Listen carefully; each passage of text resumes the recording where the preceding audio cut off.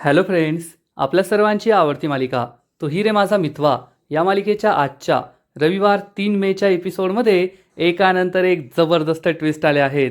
Friends, Arnav हा सगळ्या घरच्यांच्या विरोधात गेला आहे आणि अर्णवने आता ठरवलं आहे की मी ईश्वरीसाठी सगळ्यांच्या विरोधात उभा राहणार, कोणाचंच ऐकणार नाही.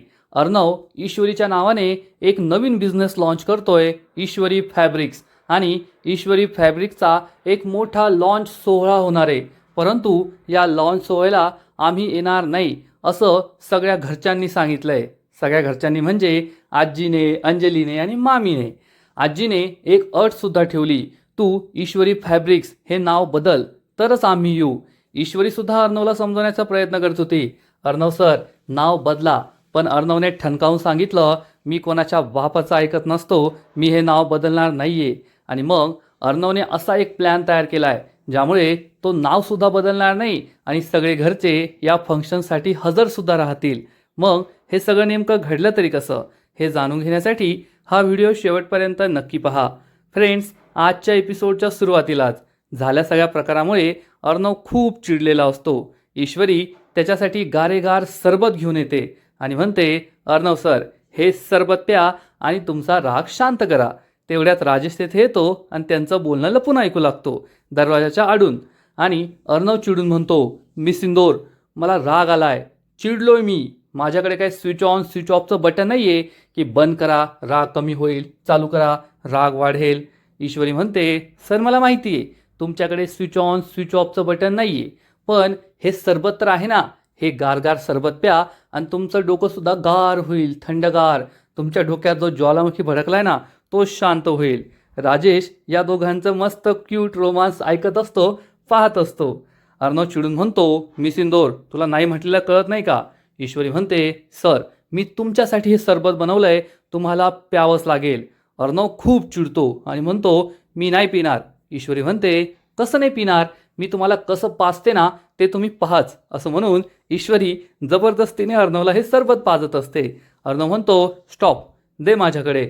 आणि अर्णव ईश्वरीच्या हातातून हे सरबत घेतो, हे सरबत पितो. ईश्वरीच्या चेहऱ्यावर एक्सप्रेशन असतात, कसं पाजू घातलं. अर्णव विचारतो, काय बनवलंय हे? ईश्वरी म्हणते, काय बनवलंय म्हणजे थंडगार बनवलंय. सर आता हे थंडगार सरबत तर तुम्ही पिलं, पण एक काम तुम्हाला जमणार नाहीये. अर्णव विचारतो, कोणतं काम? कोणतं काम जमणार नाही मला? ईश्वरी म्हणते, डोक्यावर बर्फ ठेवायचं काम.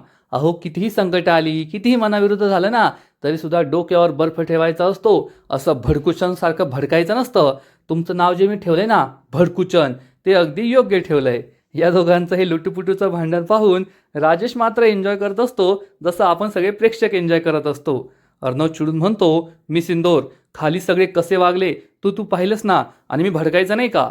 ईश्वरी म्हणते, अहो सर त्यात एवढं काय भडकायचं, जाऊ द्यायचं, सोडून द्यायचं. अर्णव म्हणतो, ठीक आहे, आता मला आहे ना जास्त मोठं लेक्चर देऊ नकोस. ईश्वरी म्हणते, सर लेक्चर नाही आहे, आता मी तुम्हाला काही गोष्टी सांगणार आहे त्या शांतपणे ऐकून घ्या. असं म्हणून ईश्वरी अर्णवच्या शेजारी बसते. अर्णव डोक्याला हात लावून बसतो, हिची बडबड काही शांत होणार नाही आहे. आणि ईश्वरी अर्णवला काही सांगणार इतक्यात राजेश दरवाजावर नॉक नॉक करतो. ईश्वरी आणि अर्णव बाहेर पाहतात. राजेश परवानगी घेतो, आत येऊ का? आणि आत आल्यावर चक्क तो अर्णव आणि ईश्वरी समोर हात जोडतो आणि म्हणतो, अर्णव साहेब, ईश्वरी मॅडम, मी हात जोडून तुमची माफी मागतोय, मला माफ करा.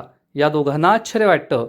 राजेश म्हणतो, मी तर अंजली मॅडमला फक्त एवढंच सांगितलं होतं की ईश्वरी मॅडमचा स्वभाव खूप मनमिळाऊ आहे. घरात कुणी नसताना त्या माझ्या रूममध्ये सरबत घेऊन आल्या होत्या आणि त्यांनी कसं काय असा गैरसमज करून घेतला काय माहीत. त्यांचा खूप मोठा गैरसमज झाला आणि त्यांनी तुमच्यावर नाही ते आरोप लावले. एकतर येथे मला काही आठवत नाहीये की हे सगळं काय होतंय, कसं होतंय. तुम्ही म्हणताय की मी खूप वाईट माणूस होतो आणि अंजली मॅडम सांगताय की मी खूप चांगला होतो. तुम्ही दोघे वाईट आहात, त्यामुळे कोण वाईट कोण चांगलं मला काही कळतच नाहीये. ईश्वरी आणि अर्णव काहीच बोलत नाही. राजेशचीच बडबड सुरू असते. राजेश म्हणतो, पण मला कळतंय ना अर्णव साहेब, तुम्ही किती चांगले आहात, तुमचं मन किती मोठं आहे. अहो तुम्ही मला तुमच्या कंपनीत नोकरी दिली, बँगलोरला जाण्याची संधी दिली, मला बँगलोरला जाऊन इतकं मोठं डील करायला सांगितलं, आणि तरीसुद्धा अंजली मॅडमचा तुमच्यावर विश्वास नाही आहे.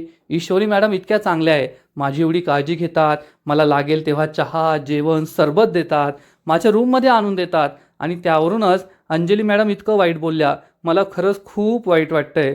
असं म्हणून राजेश हा चक्क अर्णवच्या पाया पडून माफी मागतो. अर्णव म्हणतो, नाही नाही नाही, असं काही करू नका. राजेश म्हणतो, अर्णव साहेब खरंच मला माफ करा. मी ना तुम्हाला वचन देतो, यानंतर माझ्यामुळे तुमच्यात आणि तुमच्या कुटुंबामध्ये कधीच भांडण होणार नाही. मी तुमच्या भांडणाला कधीच कारणीभूत राहणार नाही. येथे तर माझं डोकंच चालत नाहीये की हे सगळं काय होतंय, कोण कसं वागतंय, कोण कसं वागतंय, काही आठवत नसल्यामुळे माझं खूप जास्त कन्फ्युजन झालंय. मी एक गोष्ट बोलतो आणि दुसरीच गोष्ट घडते. मी अंजली मॅडमला चांगलं सांगायला गेलो, त्यांनी वेगळाच गैरसमज करून घेतला आणि हे सगळं माझ्यामुळे होतंय ना, असंच मला वाटतंय. असं म्हणून राजेश हा पुन्हा एकदा या दोघांसमोर हात जोडतो, त्यांची माफी मागतो. ईश्वरी आणि अर्णव काहीच बोलत नाही. राजेश म्हणतो, येतो मी आता. असं म्हणून राजेश हा रूमच्या दरवाजाजवळ जातो आणि विचार करतो, ॲक्टर असावा तर माझ्यासारखा, अगदी भूमिकेत घुसणारा. वा राजेश वा, काय ॲक्टिंग केली आहे, असा विचार करून राजेश स्वतःचीच पाठ थोपटून घेतो. आणि इकडे वल्लरी तिचं काम करत असते आजीला भडकून देण्याचं. आणि ती आजीला म्हणते, वा आई वा, काय काम केलंय तुम्ही. तुम्ही ईश्वरीबरोबर जे केलं ना, ते अगदी योग्य केलं. तिला तिची जागा दाखवून दिली. मी तर म्हणते तिला तुम्ही कायमचं माहेरी पाठवून द्या, म्हणजे तिची ही कटकारस्थान आहेत ना, ती थांबतील. नाहीतर ती या घरात राहून कटकारस्थान करतच राहील. तेवढ्यात मामा तेथे येतो आणि म्हणतो, आई मला तुझ्याशी महत्त्वाचं बोलायचं आहे. तर आई चिडून म्हणते, आधीच सांगते, जर तुला त्या ईश्वरीबद्दल आणि चिंटूबद्दल बोलायचं असेल ना, तर बोलायचं नाही. मामा चिडून म्हणतो, का नाही ऐकून घेणार तू. या वल्लरीचं ऐकून घेतलं ना, तिने ईश्वरी आणि अर्णवविरुद्ध तुझे कान भरले, ते बरं ऐकून घेतलं, आणि आता माझं का नाही ऐकून घेणार. आजी चिडून म्हणते, तिला काही बोलू नको, तिने माझे कान भरले नाहीये. आणि ईश्वरी अर्णव जे वागलेत ते अतिशय चुकीचं वागलेत. ईश्वरीच्या खूप चुका मी पोटात घातल्या, पण यानंतर मी ईश्वरीची कोणती चूक पोटात घालणार नाहीये. तिची चूक होती, मी त्या चुकीची शिक्षा तिला दिली. आणि मला माहिती आहे, त्या दोघांचं कितीही चुकलं तरी तू त्यांचीच बाजू घेणार, तुला त्यांची चूक दिसणारच नाही. मामा चिडून म्हणतो, कारण मला कळतंय त्यांनी जे काही केलं ते चुकीचं केलं नव्हतं. त्यांनी या घराच्या भल्यासाठी सगळं केलंय. आणि जर तू त्यांना असं वाळीत टाकलं ना, तर घरामध्ये आणखीन जास्त भांडणं होतील, आणखीन जास्त वादविवाद होतील. हे तुला कळत नाहीये का. मामी म्हणते, अहो तुम्ही नुसतं त्यांचीच बाजू घेता. मामा चिडून म्हणतो, वल्लरी मी तुझ्याशी बोलत नाहीये, त्यामुळे मध्ये बोलायचं नाही, तुझं तोंड बंद ठेवायचं. तुला तर फक्त भांडण लावायला जागा पाहिजे, लगेच तिथं काडी लावते पेटवते. मामी चांगली चिडते. आजी चक्क मामीची बाजू घेते. अभि तिला काय बोलायचं नाही, ती खूप चांगली मुलगी आहे. मामाला जबर धक्काच बसतो. मामीचा कॉन्फिडन्स फुल वाढतो. मामी म्हणते, ऐकलं का. राजेश चिडून म्हणतो, ऐकलं ना, तू कशी आहे ना ते मला चांगलंच माहिती आहे, आईला सुद्धा चांगलंच माहिती आहे. पण आता ती ईश्वरीवर चिडली आहे ना, म्हणून तुझी बाजू घेते, त्यामुळे जास्त खुश होऊ नको. पण मामी ही अविनाशला पुन्हा एकदा ठणकावून सांगते, तुला सांगितलं ना, तिला काही बोलायचं नाही. ईश्वरीची चूक होती, त्या चुकीची शिक्षा मी तिला दिली आणि ही शिक्षा कमी होणार नाहीये. आता त्यांना त्यांच्या चुकीची फळं भोगावीच लागतील. मामा आजीला समजवण्याचा प्रयत्न करतो, पण आजी ही शेवटी अंजलीची आजी आहे, ती काहीच ऐकून घेत नाही. आणि ईश्वरीबरोबर मी जे काही केलं ते अगदी योग्य केलं या निर्णयावर ती ठाम असते. मामाला खूप वाईट वाटतं, मामी मात्र भलतीच खुश होते. आणि इकडे ईश्वरी आणि अर्णव राजेशबद्दल विचार करत असतात. ईश्वरी म्हणते, सर पाहिलं ना, तो राजेश किती बदलला आहे, किती चांगला वागतोय. याहूनच मला पूर्ण 100% खात्री आहे की खरंच त्याची मेमरी गेली आहे. अर्णव म्हणतो, मला तर काहीच कळत नाहीये, खरंच तो राजेश किती चांगला वागतोय, त्यामुळे त्याच्यावर संशय घेण्यासारखं काहीच नाहीये. ईश्वरी अर्णवला म्हणते, सर आता आपण त्या राजेशवर संशय घ्यायचा नाही, त्या राजेश विरुद्ध काहीच करायचं नाही. अर्णव म्हणतो, एकदम बरोबर बोलतेस तू, जाऊ दे आता ते सगळं सोड. उद्याच्या इव्हेंटसाठी मस्त काय घालायचं, कसं रेडी व्हायचं याचा विचार कर. ईश्वरी अर्णवला विचारते, सर हे तुम्ही काय बोलताय. तुम्हाला वाटतं का आपल्या घरात एवढे प्रॉब्लेम असताना, काल हे सगळं झालं असताना तुम्ही हा इव्हेंट करणार आहे. अर्णव म्हणतो, मग त्याचा काय संबंध. हा इव्हेंट करायचं हे अनेक महिन्यांपासून ठरलं आहे, असं वेळेवर ते नाही चेंज करता येत. हा इव्हेंट करावाच लागणार आहे. ईश्वरी विचारते, पण सर तुम्हाला वाटतं का आपल्या घरच्या इव्हेंटला येतील. अर्णव म्हणतो, नको येऊ दे, मग मला नाही फरक पडत. ईश्वरीला मोठा धक्काच बसतो. ईश्वरी म्हणते, सर ते आपल्या घरचे मोठे आणि तेच नाही आले तर हा इव्हेंट कसा होणार. अर्णव म्हणतो, मग हा विचार त्यांनी पण करायला पाहिजे ना. ते चुकीचं केलंय, ते चुकीचं वागताय, त्यांनी तुझ्या आईबद्दल असे शब्द वापरले, तुला किती वाईट वाटलं असेल याचा विचार त्यांनी केला का? ईश्वरी म्हणते, जाऊ द्या सर, जोपर्यंत मी माझ्या आईला निर्दोष सिद्ध करत नाही तोपर्यंत कुणीच मला आपलं मानणार नाहीये. सगळ्यांसाठी मी परकीय असेल हे मला माहिती आहे. अर्णव ईश्वरीला म्हणतो, सॉरी मिस इंदोर, तुला खूप वाईट वाटलं असेल ना, तुझ्या आईबद्दल ते असं बोलले, पण शेवटी जोपर्यंत आपण हे करत नाही, तुझ्या आईला निर्दोष सिद्ध करत नाही, आपल्याला हे ऐकूनच घ्यावं लागेल. ईश्वरी म्हणते, जाऊ द्या सर, ते सोडा, पण तुम्ही एक काम करा, तुम्ही आता खाली जा, सगळ्यांना एकदा विचारा की तुम्ही सगळे त्या इव्हेंटला येणार आहात का. नाही म्हटले तर त्यांना मनवा. अर्णव म्हणतो, नाही मिस इंदोर, मी असं काही करणार नाहीये. मी का त्यांना मनवायचं, त्यांना यायचं असतील तर येतील, नाही आले तर मला फरक पडत नाही. ईश्वरी म्हणते, नाही सर, तुम्ही अगदी चुकीचं करताय. ते आपल्या घरचे आहेत, घरच्या माणसांबरोबर असं वागायचं नाही. मामा मामी आजी यांनी तुम्हाला लहानपणापासून सांभाळलंय आणि तुम्ही त्यांच्यासाठी नाही करणार तर मग कोणासाठी करणार. अंजली त्या आधीपासून तुमच्याबरोबर या बिझनेसमध्ये होत्या, तुम्ही त्यांना मनवा, चला माझ्याबरोबर खाली. अर्णवचा नाईलाज होतो आणि मग खाली सगळेजण येतात. सगळेजण जेवायची तयारी करत असतात. अर्णव त्यांना थांबवतो आणि म्हणतो, मला तुमच्याशी एक महत्त्वाचं बोलायचं आहे. तर अंजली चिडून म्हणते, मला माहिती आहे तुला काय बोलायचं आहे, तू विचारण्याआधीच मी तुला सांगते, आम्ही कुणीच ईश्वरी फॅब्रिकच्या लॉन्चला येणार नाही आहोत. अर्णव खूप चिडतो आणि म्हणतो, मला माहीत होतं तुमचं हेच उत्तर असणार आहे, तरीसुद्धा तुम्ही ईश्वरी फॅब्रिकच्या लॉन्चला आलं तर बरं होईल, कारण तुम्ही सगळे स्वस्तिक फॅशनचा एक हिस्सा आहात आणि हा कार्यक्रम स्वस्तिक फॅशन करतोय, त्यामुळे तुम्ही सगळ्यांनी यावं अशी माझी इच्छा आहे. मामी तोंड वाकडं करते. मामा आकाश ईश्वरी सगळे टेन्शनमध्ये असतात. राजेश काही बोलत नाही. आजी चिडून म्हणते, जर तू ईश्वरी फॅब्रिक हे नाव चेंज करत असशील तर आम्ही विचार करू शकतो, आम्ही या कार्यक्रमाला येऊ शकतो. अर्णवला मोठा धक्काच बसतो. अर्णव चिडून म्हणतो, व्हॉट, हे काय बोलतोयस तू, दिस इज नॉट पॉसिबल, मी हे नाव कधीच चेंज करणार नाही, तुला यायचं तर ये, नाहीतर नको येऊ. आजी चिडून म्हणते, मग मला सुद्धा निर्णय घेणं सोपं आहे, आम्ही या कार्यक्रमाला येणार नाहीये.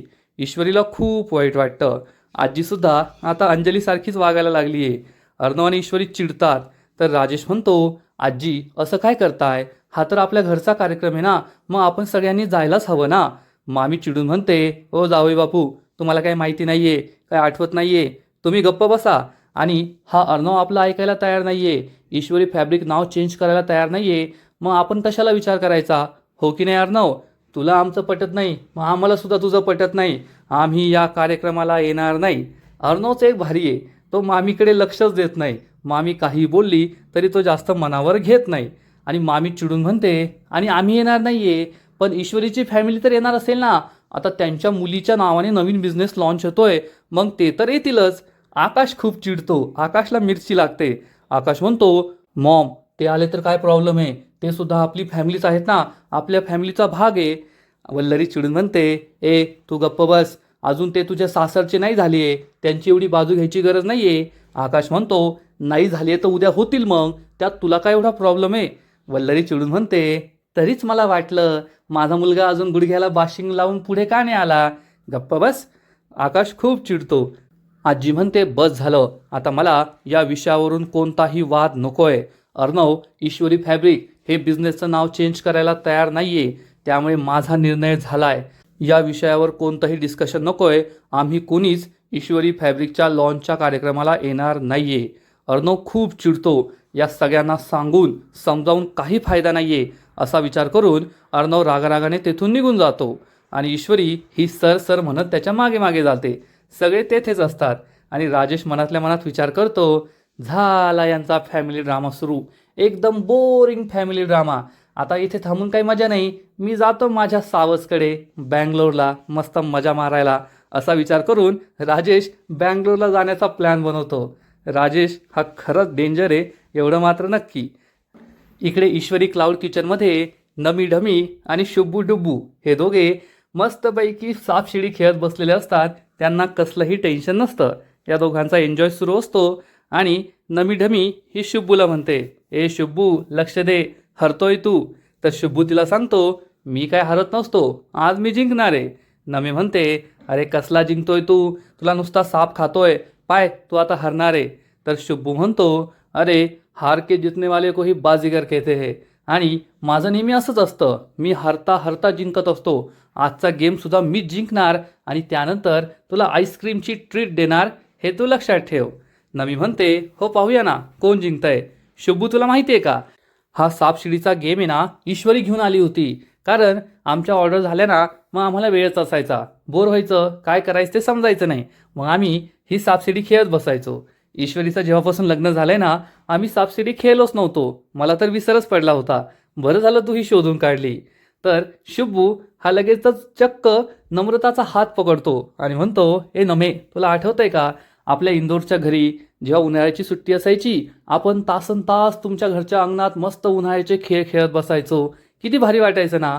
नमी म्हणती, अरे हो हो, मला सुद्धा आठवतंय. खरंच किती छान दिवस होते ना ते. आणि ती शुभूच्या हातातून आपला हात काढून घेते. शुभूला राग येतो. शुभू म्हणतो, मी आहे ना काहीच विसरलेलो नाहीये, तूच सगळं विसरलीये. तर नम्रता म्हणते, मी सुद्धा काही विसरलेले नाहीये. आणि त्याच वेळेस नम्रताला सुप्रियाचा कॉल येतो आणि सुप्रिया विचारते, काय ग नम्रता, किती उशीर झाला, आज खूप ऑर्डर होत्या का, अजून तुझं काम झालं नाहीये का. नम्रता सांगते, अगं आई, एवढ्या ऑर्डर नव्हत्या, ऑर्डरचं काम झालंय, पण हा शुभू आलाय ना इथे डबा घेऊन, मी त्याच्याबरोबर सापशिडी खेळत बसलीये. हे ऐकून सुप्रियाला मोठा धक्काच बसतो. सुप्रिया विचारते, शुभू तेथेच आहे का, तो तर मला म्हणाला होता तुला डबा देऊन त्याच्या ऑफिसच्या कामाला जाईल.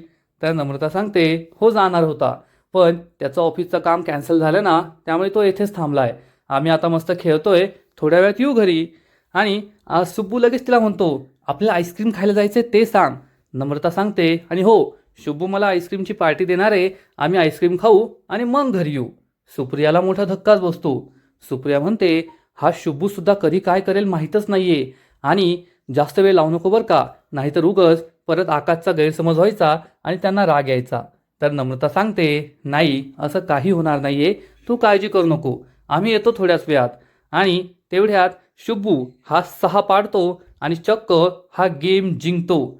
नम्रता फोन कट करते आणि शुभू तिला म्हणतो, पाय जिंकलो की नाही, मी तुला म्हणालो होतो ना, मी नेहमी हरता हरता जिंकतो. नम्रता म्हणते, काय यार शुभू, हरवलोस तू मला, पण चल आता लवकर, आईला काळजी वाटतेय. तर शुभू म्हणतो, काकूला का काळजी वाटतेय, मी आहे ना तुझ्याबरोबर, मी तुझ्याबरोबर असल्यावर काळजी करण्याचं काही कारण नाहीये. नमी म्हणते, चल मी सगळं आवरते, आपण जाऊया. आणि नम्रता आवरासावर करायला जाते आणि आपला सायको शुभू तेथे 2 सोंगट्या ठेवतो आणि म्हणतो, ही माझी नमी, हा आकाश, ही माझी नमी, हा आकाश. आणि आकाशला तर टिचकीने जोरात उडून लावतो आणि म्हणतो, आकाश आऊट, आता फक्त नमी ही माझी. आणि काकू तू कशाला टेन्शन घेतीये, मी आहे ना तुझ्या नम्रताची काळजी घ्यायला, आणि मी असल्यावर तिला दुसऱ्या कोणाचीच गरज नाहीये आणि कोणाचीच भीतीच नाहीये. असा विचार करून शुभू खुश होतो. आणि इकडे अर्णव रागाने त्याच्या रूममध्ये येतो. ईश्वरी त्याला समजवायला येते. अर्णव चिडून म्हणतो, पाहिलं का मी सिंदूर, तुझ्या सांगण्यावरून मी त्यांना विचारायला गेलो होतो आणि ते कसे वागलेत. ईश्वरी म्हणते, सर जाऊ द्या, आता तुम्ही एकच काम करा, ईश्वरी फॅब्रिक्स हे नाव बदला आणि या बिझनेसला दुसरं काहीतरी नाव द्या. अर्णवला मोठा धक्काच बसतो. अर्णव चिडून म्हणतो, मी सिंदूर, are you out of your mind, तुला कळतंय का तू काय बोलतीये, मोठा बिझनेस लॉन्च करतोय आपण, त्याचं नाव रजिस्टर झालेलं असतं, ते असं वेळेवर चेंज नाही करता येत. सगळी तयारी झाली आहे, सगळीकडे सोशल मीडियावर हँडल्सवर सगळीकडे हे नाव सर्क्युलेट झालंय, आणि आता वेळ नाहीये, आणि माझ्याकडे वेळ जरी असताना तरी मी हे नाव चेंज केलेलं नसतं, मी नाव चेंज करणार नाही. ईश्वरी म्हणते, सर तुम्ही हे नाव प्लीज चेंज करा, दुसरं काहीतरी नाव द्या, नाहीतर घरचे या इव्हेंटला येणार नाहीत. अर्णव चिडून म्हणतो, नको येऊ देऊ, मला फरक पडत नाही, नाही आले तर नाही आले. ईश्वरीला मोठा धक्काच बसतो. ईश्वरी विचारते, सर हे काय बोलताय तुम्ही. अर्णव तिला समजावून सांगतो, मी सिंदूर, मी तुला माझ्या सक्सेसचं एक सिक्रेट सांगतो. मी जे काही कमवलंय, जे काही मिळवलंय ना, त्यामागे एकच सिक्रेट आहे, ते म्हणजे मी कधीच जगाचं नाही ऐकलं. मला जे वाटलं, मला जे पटलं, मी तेच केलं, म्हणून आज मी इतका सक्सेसफुल आहे. आणि मी कधीच कोणाचं प्रेशर नाही घेतलं की कुणी मला प्रेशराईज करतंय म्हणून हे कर ते कर, आणि आज हे सगळे घरचे मला प्रेशराईज करताय की नाव बदल तरच आम्ही येऊ. मी हे प्रेशर घेणार नाहीये, मी नाव बदलणार नाहीये, ते नाही आले तरी मला फरक पडत नाही. ईश्वरी म्हणते, सर तुम्ही हे काय करताय, ते आपल्या घरचे आहेत, मोठे आहेत, आजी, मामा, मामी, अंजलीताई यांनी तुमच्यासाठी किती केलंय, त्यांचा पाठिंबा होता म्हणून आज तुम्ही एवढे सक्सेसफुल आहात. आणि जर त्यांची इच्छा असेल तर तुम्ही हे नाव चेंज करू शकता त्यांच्या इच्छेसाठी, त्यांच्यासाठी. अर्णव चिडून म्हणतो, मग तू हा जो समजूतदारपणा दाखवतीये ना, इतका समंजसपणा, ते मोठे आहेत ना, मग ते का नाही दाखवू शकत? ईश्वरी म्हणते, सर त्यांचं सोडा, ते नाही दाखवत, मग आपण दाखवू ना. आपण छोटे आहोत, आपण त्यांचं ऐकलं तर काय फरक पडतो? पण अर्णव यासाठी स्पष्ट शब्दात नकार देतो. ईश्वरी म्हणते, ठीक आहे सर, तुम्ही या बिझनेसचं नाव चेंज करत नाहीये ना, मग एक लक्षात ठेवा, जर घरचे या लॉन्चसाठी नाही आले तर मी सुद्धा नाही येणार, मी ईश्वरी फॅब्रिकच्या लॉन्चला येणार नाही. असं म्हणून ईश्वरी रागारागाने तेथून निघून जाते. अर्णवला मोठा धक्काच बसतो. अर्णव विचार करतो, अरे यार, आता ही काय करते असं. आणि तेवढ्यात अर्णवला एक कॉल येतो आणि समोरून जी काही बातमी येते ते ऐकून अर्णवला सुद्धा मोठा धक्का बसतो. अर्णव विचार करतो, हे काय झालंय. आणि इकडे राजेश हा अंजलीला सांगतो, अंजली मॅडम, मला पुन्हा एकदा बँगलोरला जावं लागेल. अंजली विचारते, पण असं कसं? राजेश सांगतो, काय सांगू तुम्हाला अंजली मॅडम, मी आहे ना एका ऑडिटरची सही घ्यायला विसरलो आणि जोपर्यंत ती सही होणार नाही ती डील फायनल होणार नाही. अंजली विचारते, पण तुम्ही तर डील फायनल करून आला होता ना? राजेश सांगतो, हो, माझी डील फायनल आहे, परंतु जोपर्यंत त्या ऑडिटरची सही होणार नाही तोपर्यंत पुढची प्रोसेस होणार नाही आणि ती पुढची प्रोसेस करण्यासाठी मला जावंच लागेल. अंजलीचा नाईलाज होतो. राजेश म्हणतो, मलाच खूप वाईट वाटतंय, कारण ही माझी पहिली मोठी डील होती, माझं पहिलं काम होतं. अर्णव साहेबांनी माझ्यावर इतका विश्वास टाकला आणि मी असं केलं, पण मला आता बँगलोरला जावंच लागणार आहे. तेवढ्यात अर्णव तेथे येतो. अर्णवला पाहून अंजली तोंड वाकडं करते. अर्णव राजेशला विचारतो, मला आता बँगलोर ऑफिसवरून कॉल आला होता, काहीतरी ऑडिटरची सही राहिली आहे वाटतं. राजेश म्हणतो, हो ना अर्णव साहेब, तुम्ही मला माफ करा, तुम्ही माझ्यावर इतकी मोठी जबाबदारी सोपवली आणि मी अशी चूक केली, माझ्याकडून अशी चूक नव्हती व्हायला पाहिजे ना. तर अर्णव म्हणतो, तुम्ही सॉरी म्हणू नका, अशी चूक होऊ शकते, एवढं टेन्शन घेऊ नका, आता तिकडे कोणाला तरी पाठवावं लागेल आणि ती सही घ्यावी लागेल. तर राजेश म्हणतो, अर्णव साहेब एक सुचू का, उद्या ईश्वरी फॅब्रिकचा एवढा मोठा कार्यक्रम आहे, सगळे लोक त्यात बिझी असतील, मग मी स्वतःच जातो, तसं हे माझंच काम होतं, मग मीच जातो आणि ती सही घेऊन परत येतो. राजेशला अर्णव सांगतो, हो ठीक आहे, तुम्हीच जा, बरोबर आहे तुमचं, मी शिर्केला सांगतो, ते तुमची फ्लाईट बुक करतील, तुम्ही उद्या सकाळी जा आणि ती सही घेऊन या. अर्णवला राजेश सांगतो, ठीक आहे अर्णव साहेब, मी उद्या सकाळी जातो आणि ती सही घेऊन येतो, थँक्यू आणि सॉरी बरं का, माझ्याकडून खूप मोठी चूक झाली.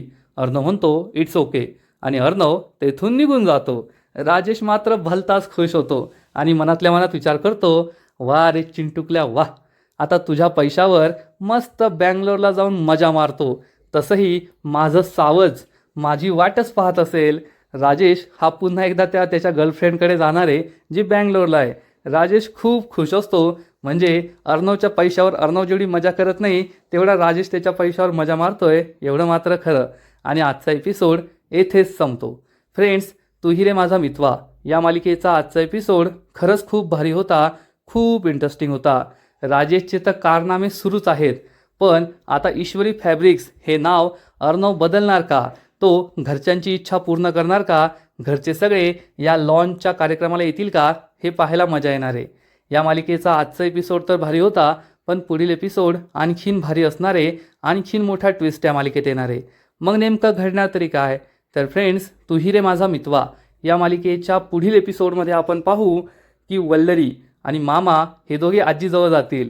वल्लरी ही आजीला म्हणेल, आई आपलं ठरलंय, आपण ईश्वरी फॅब्रिकच्या लॉन्चच्या कार्यक्रमाला जायचं नाही आहे. आणि इकडे अर्णव हा ईश्वरीला म्हणेल, मी सिंदोर, मी बिझनेसचं नाव बदलणार नाही, पण मी तुला प्रॉमिस करतो घरचे सगळे या कार्यक्रमाला येतील आणि तू सुद्धा त्यांच्याबरोबर ये. ईश्वरीला आश्चर्य वाटणार आणि मग त्यानंतर अर्णव चक्क त्याच लहान मुलांना बोलवणार, ज्या लहान मुलांना त्याने अनाथ आश्रमातून घरी जेवायला आणलं होतं. आणि तो या लहान मुलांना म्हणेल, तुम्हाला जे काही सांगितलंय त्या प्लॅननुसार काम करायचं, घरात जायचं, अगदी तसंच बोलायचं, तसंच करायचं. आणि त्यातील एक छोटीशी मुलगी म्हणेल, ए खडूस दादा, आम्ही तुझ्यासाठी सगळं करत नाहीये, ईश्वरी दिदीवरच्या प्रेमामुळे आम्ही सगळं करतोय, एवढं लक्षात ठेव. अर्णव म्हणेल, हो ठीक आहे ठीक आहे, चला जा आतमध्ये. आणि अर्णव हा खूप खुश होणार, म्हणजे आता अर्णवने ठरवलंय की घरातील सगळ्यांनी जरी ईश्वरी फॅब्रिकच्या लॉन्च सोहळ्यावर बहिष्कार घातलेला असला तरीसुद्धा तो या सगळ्यांना या कार्यक्रमाला बोलवणार. मग अर्णवचा नेमका असा प्लॅन आहे तरी काय की सगळे ठरवलेलं असताना इच्छा नसताना सुद्धा या कार्यक्रमाला पोहोचतील. कारण मामी, आजी आणि अंजली या तिघी खूप डेंजर आहेत. ते कोणाचं ऐकतील असं वाटत नाही. मग नेमका प्लॅन आहे तरी काय हे तर पुढील एपिसोडमध्येच कळेल. पुढील एपिसोड खूप भारी असणार आहे.